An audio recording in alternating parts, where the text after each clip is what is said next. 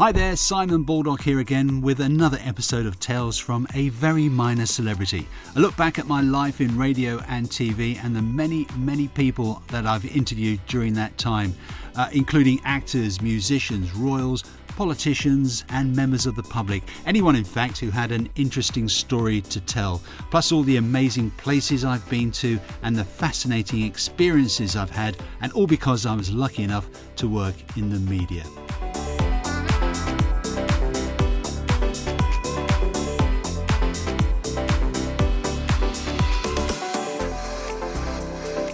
Now this week it's the start of another series of interviews with a common thread running through them.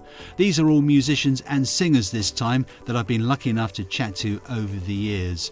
And we start with a lady who comes from my neck of the woods in the UK, the county of Essex, and the lady concerned is singer-songwriter Alison Moyet, noted for her powerful bluesy voice.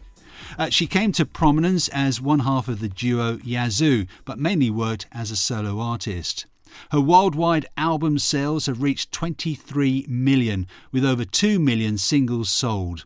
All 9 of her studio albums and 3 compilation albums have charted in the top 30 of the UK album charts, with 2 of them reaching number 1. And she's also achieved 9 top 30 singles and 6 top 10 hits on the UK singles chart.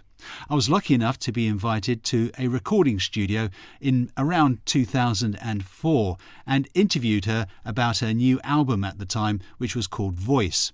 The interview is notable for the fact that halfway through I didn't realise that the tape recorder had somehow switched itself off. So when I got back to the studio I was crestfallen to find out the whole section that I really wanted to talk to her about had been lost. Well, it hadn't really even started. So I called her agent and asked if there was any way that Alison could nip into a studio somewhere and complete the interview. In truth, I didn't really think that she would, but I must have made a very good impression on her because she managed to find half an hour to pop into a studio and we finished the interview down the line. How nice was that? So let's start with this lengthy interview, and she begins by talking about her career after Yazoo. Yazoo came to an end after about, 2 years? 18 months. 18 months, yeah. Was it a natural ending or was it just meant to be? No, Vince had enough. He'd had enough of working with me. He did.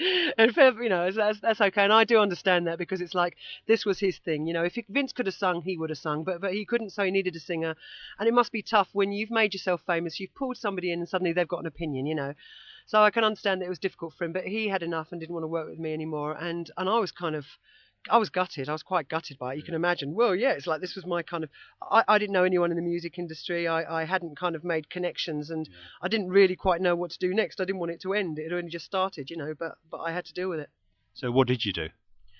So then I very foolishly met a lawyer.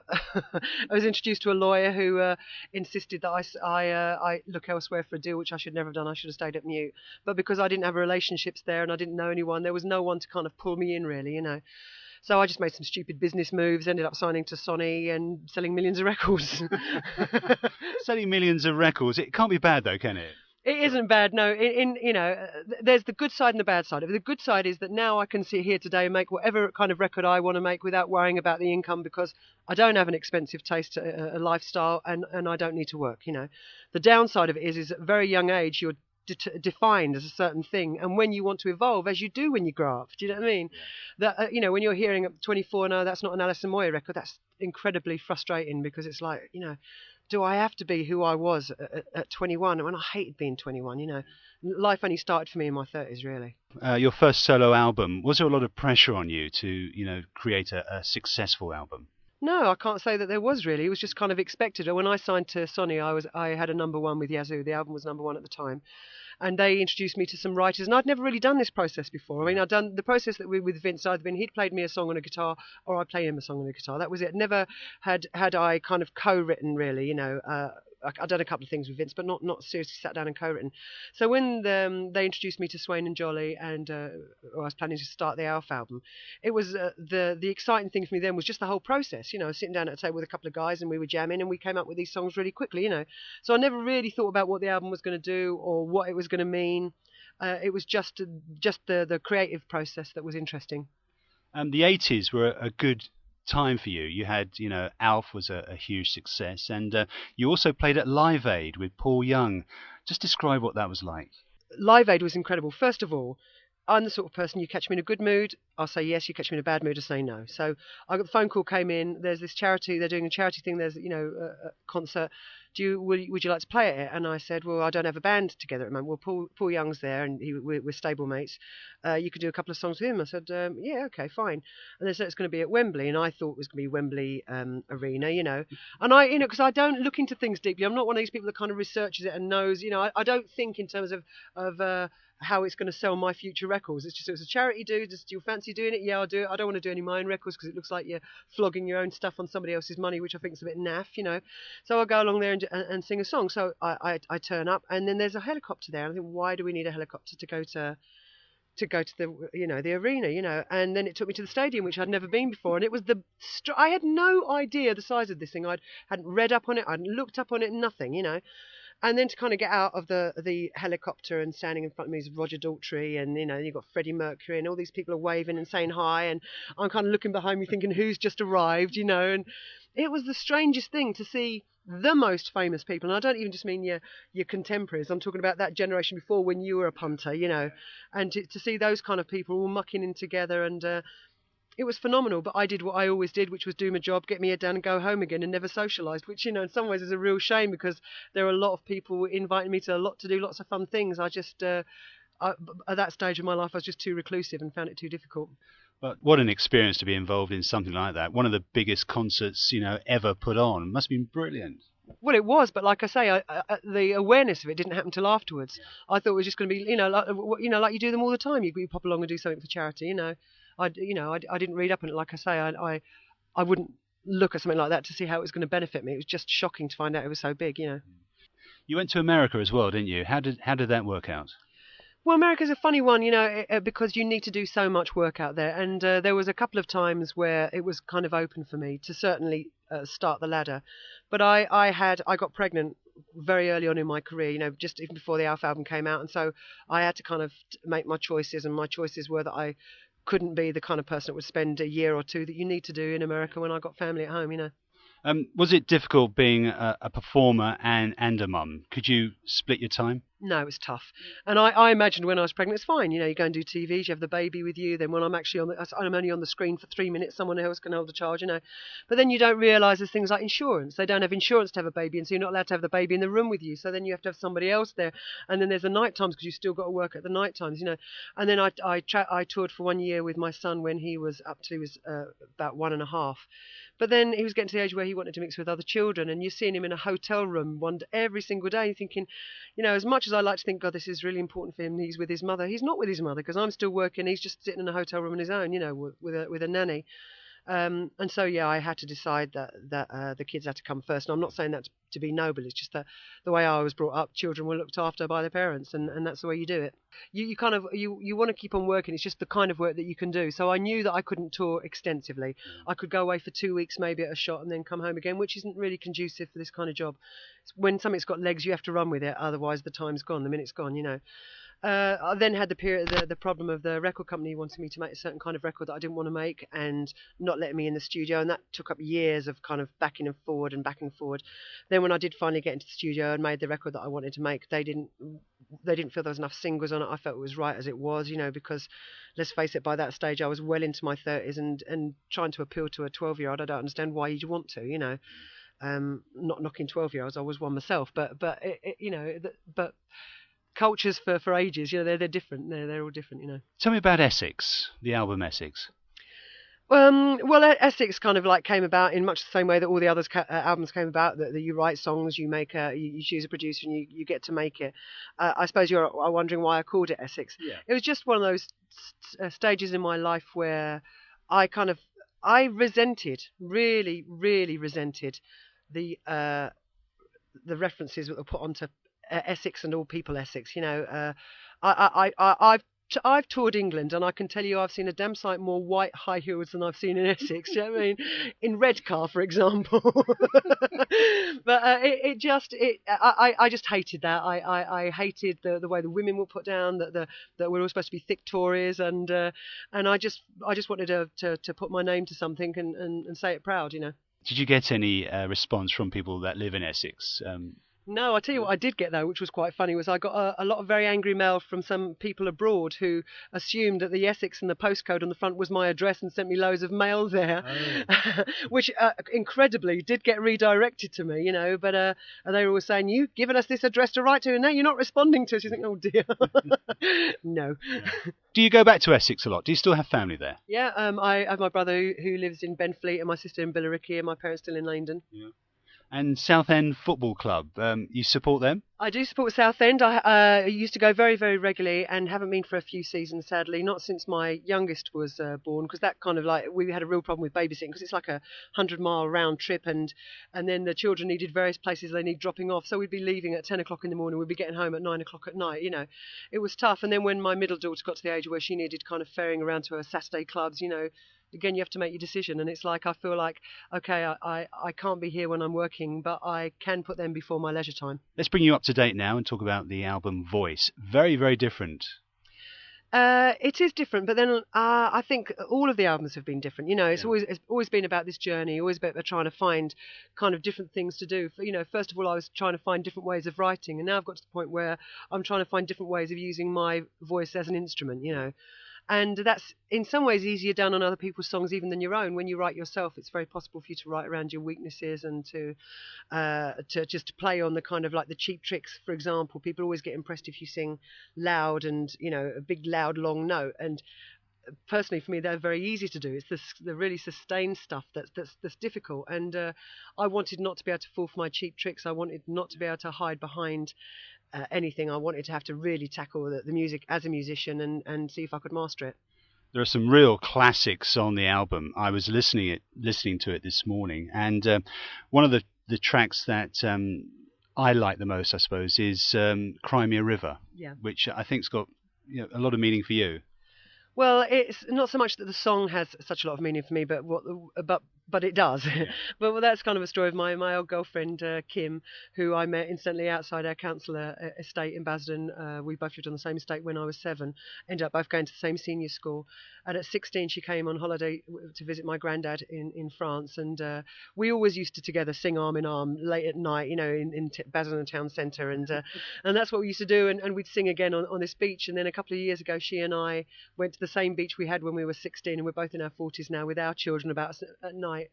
And she started singing this song, and her daughter started singing the song. We just all sing on this empty beach, and it's just a happy, being with her always makes me happy, because it reminds me of who I am before all the things that happen to you, all the knocks and things that happen to you, who you were as a kid, the true essence of you, and it's just joyful. Do you enjoy fame?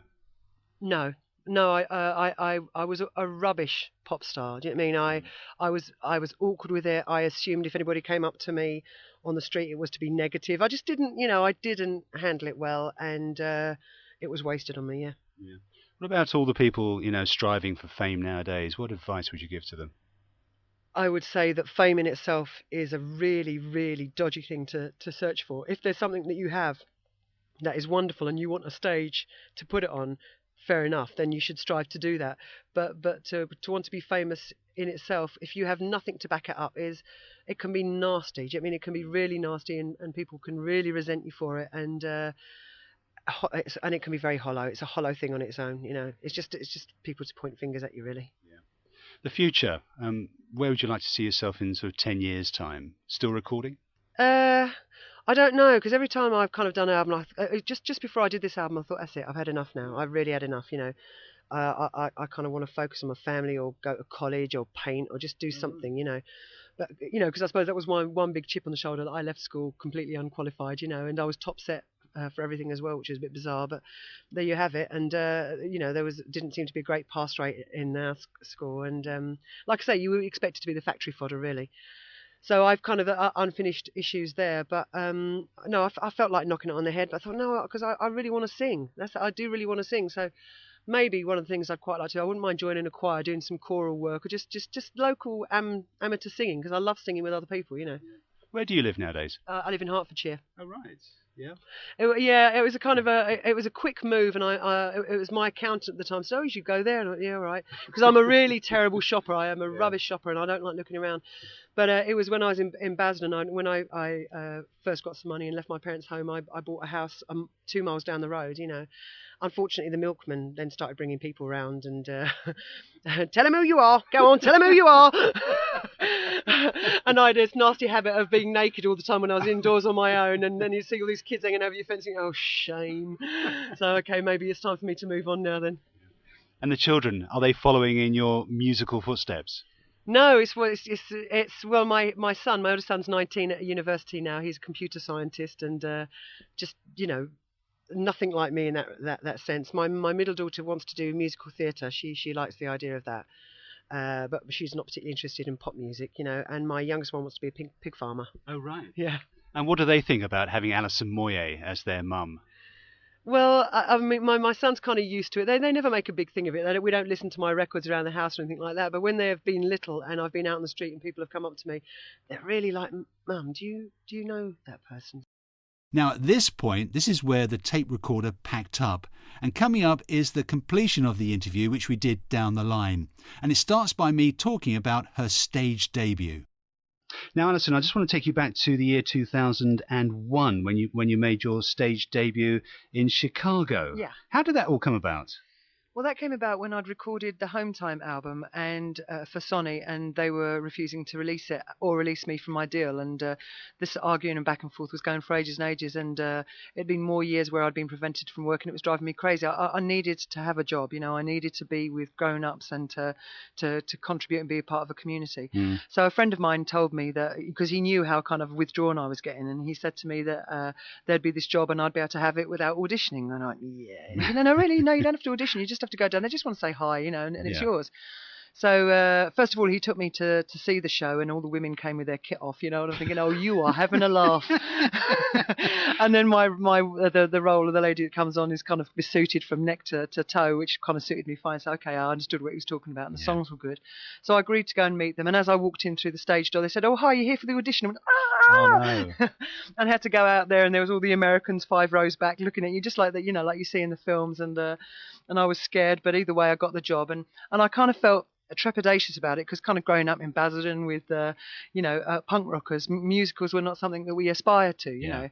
And I wasn't sure how I felt about it, but it did turn out to be one of the best things that I did, because for a start, I was singing every day, something I hadn't done since I was a teenager. I was part of a community without being the centre of attention or the star. I got rid of any sense of stage fright that I had, because, you know, I was having to go on every day, twice on Friday, twice on Saturday. Sometimes I'd be playing to my fans. Sometimes you'd be playing to Japanese tourists who don't know you from Adam. And so you weren't always getting this constant affirmation, you know, all the time, which was a really good thing, because you learn to give a performance without expecting to receive. Do you know what I mean? Absolutely. And I think that's a really important learning curve. But more than anything, I just laughed every day, and I found community, and it was the first time I'd really had a job, you know, from when I was a teenager, where I had to be reliable, and it was fabulous. And were you there with Denise Van Outen? Yeah, Denise was there for I think about a month, the month for her run. When I didn't realise that she was doing it, because when I'd signed up to do the show, it was before it had been publicised that Denise was in it. So I was quite surprised when I actually went into it that she was there. And it must have been great to have another Essex girl with you. Well, she was lovely. And, you know, it's a shame, because at the beginning of your run, you're so obsessed with learning your parts and kind of like not losing your voice. You're kind of more tense about it. So I would have been less sociable than I became later on, when you kind of feel quite solid in what you're supposed to do. We didn't get a great opportunity to get to know each other, but she was very well loved by the crew and the cast, because she's just very down to earth and easy to get along with, and has a good temperament. Yeah. You did it for about 6 months.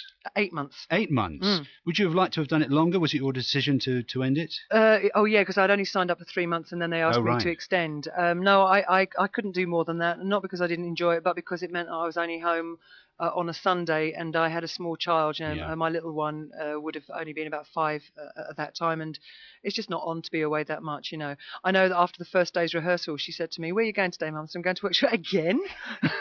I really think she thought it was like a once in a lifetime thing that you did. Yeah. And any plans to do any more stage work? Well, funny enough, I do have plans to do more stage work.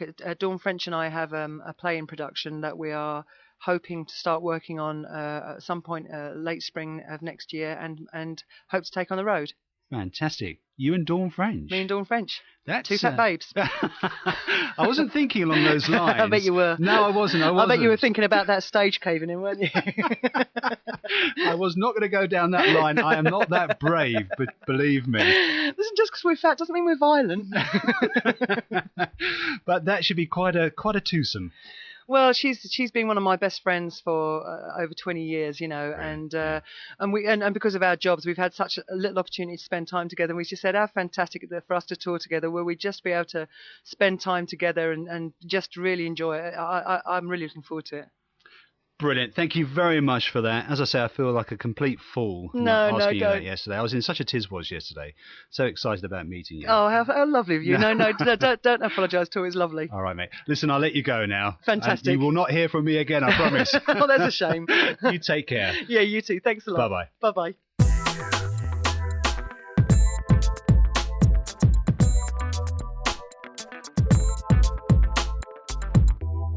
Well, I nearly kept my word. We did actually meet once more when she was singing on stage in Southend in 2009. And I'm desperately trying to find that interview because she actually sings to me as well live. So hopefully I'll be able to find that and play that in the next few weeks or so. Well, that's it for this week. I hope you enjoyed this episode. Next week, you'll be hearing from the wonderful Marie Osmond. And it's one of those glorious interviews that I've done during the years. And when you just really hit it off straight away with your guest. Jimmy's a bit of a businessman, isn't he? Yes, he is a little mogul, isn't he? Yes. Did I say mole? No, you said mogul, but you could have been right the first time. Yeah. He's actually here, I believe. I think he's doing a play right outside London. And Donnie's coming over next week. He's doing, what is it, the Castle? Yeah, he's always here. I know. He's obnoxious, isn't he? No. I'm not saying a word. He's your brother. I know. Yeah. He's wonderful. That's Marie Osmond next week on Tales from a Very Minor Celebrity.